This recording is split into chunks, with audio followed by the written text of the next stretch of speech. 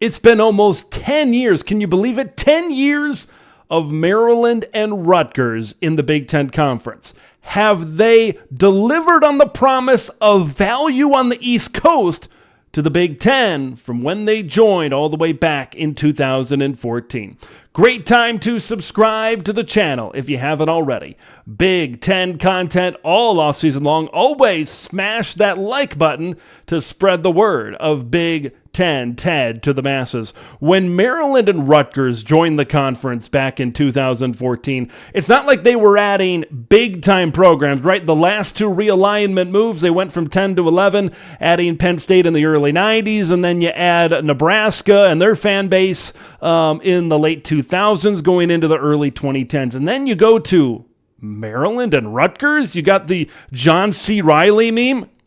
What? You know, that was kind of my reaction, and that was kind of a lot of people's reaction to Maryland and Rutgers joining the conference. But if you look at it realistically and you look at it why the Big Ten made this move, that's what you got to evaluate. You got to understand why this move was made in the first place to really estimate the value, and then you got to go from there, okay? The big reason was population and the television markets, right? It was a TV move. It was a money move. It was the Big Ten saw the population, the current population of places like New York City, Washington, D.C., DMV, Baltimore, all those places around. And at the time, and they still are, these are growing markets. These are growing areas with growing populations. And that's going to expand your television product. At the time, the Big Ten Network, they wanted to get a lot more cable subscribers into those areas with a large population base. Now, a lot of people have said, well, you know, are there a lot of Rutgers fans in New York City? Are there a lot of Maryland fans, right, in the broad area, Washington, D.C. and Baltimore? You can say yes, you can say no. You know, I don't have the numbers in front of me in terms of that. But I think the big thing is, and you heard this said with Los Angeles, with these large populations, is the alumni bases. Right? You got people, graduates from Wisconsin and Nebraska and Michigan and all of these transplants all across the country. When you go into these places with large populations, especially with large populations of Big Ten alumni, you've got Michigan fans watching the Big Ten Network when they face Rutgers.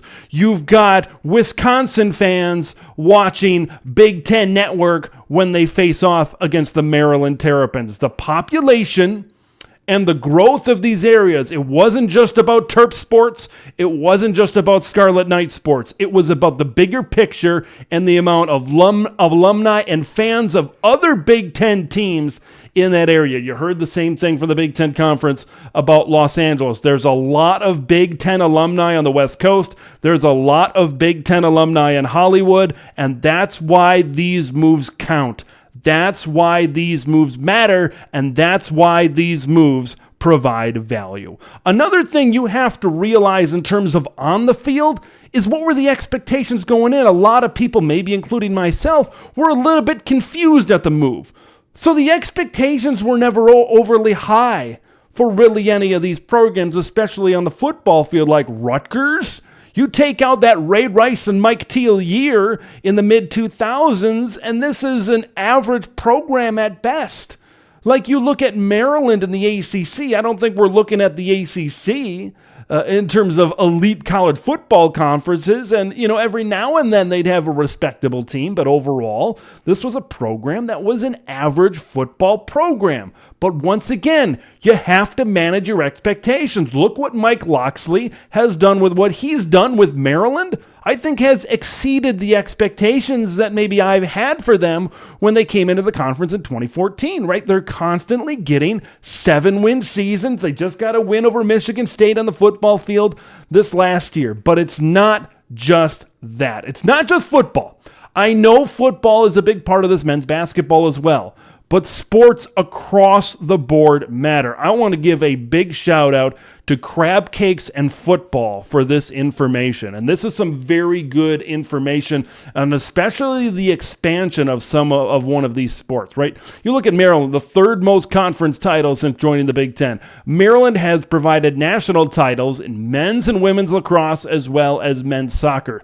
You look at lacrosse, right? Maryland brought in Johns Hopkins, which is a lacrosse powerhouse out there on the East Coast, which is the East Coast. The Northeast is huge in terms of lacrosse. They love their lacrosse out there, and that helped create a Big Ten lacrosse division. This is a program that's top 25 in baseball, and you kind of look at, they're borderline. They're right there in football. I believe the last few years, they've provided some depth, and they've provided some value on the football side of things as well. And he mentioned right at the end of his comment there as well, almost 20 million eyeballs. It's all about the eyeballs, not just about Maryland fans, not just about Rutgers fans, but once again, I'll say it again, because this is kind of the biggest value that Maryland and Rutgers bring to the Big Ten is the Big Ten alumni in the area. So big thanks to Crab Cakes and Football for that information. I want to go over some things as well. When we're talking about value,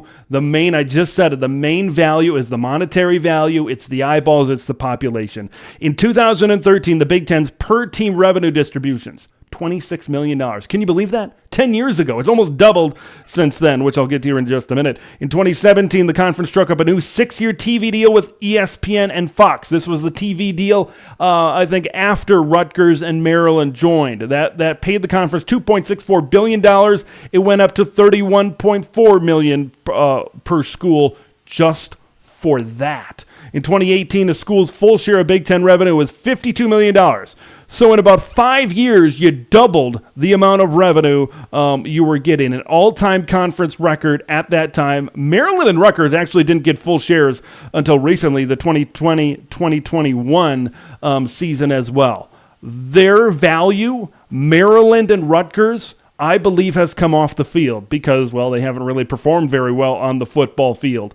Okay, these are two schools that provide large alumni bases and that allow the spread of the Big Ten network and the Big Ten footprint. I really believe that the addition of Maryland and Rutgers was the bridge to this big TV deal that we just saw. It was the bridge to the Big Ten really expanding into the financial powerhouse that it is today, right? You're going to go from about a $26 million payout to about a $100 million payout per team in, 15 or so years. The amount of the Big Ten that they've gotten per school financially has exponentially gone up. And I think a big reason for that is because of the areas of Maryland and Rutgers and what they bring on the television side of things as well. The Scarlet Knights and the Terps were necessary additions. Okay, you can say what you want about on the field. You can say what you want about football. You can say what you want about basketball. But these were necessary additions. This was the bridge, right? When the Big Ten Network started, the great idea that changed the landscape of college athletics by Jim Delaney, right? The Big Ten Network, you got Nebraska that boosted it, but I believe this was the bridge for the Big Ten and the Big Ten Network to get where they are today. Maryland and Rutgers bridged it from the beginning stages of the Big Ten Network in Nebraska to what we see now with USC, UCLA, CBS, Fox, and NBC. What do you guys think? Do you think Maryland and Rutgers have provided value to the Big Ten? Talk about off the field, talk about financial, talk about monetary, the payouts, the TV contracts, and you can talk about the on the field stuff as well. Leave all your thoughts in the comments below. Subscribe to Big Ten Ted also if you haven't already. I'm Big Ten Ted. We'll see you in the next one.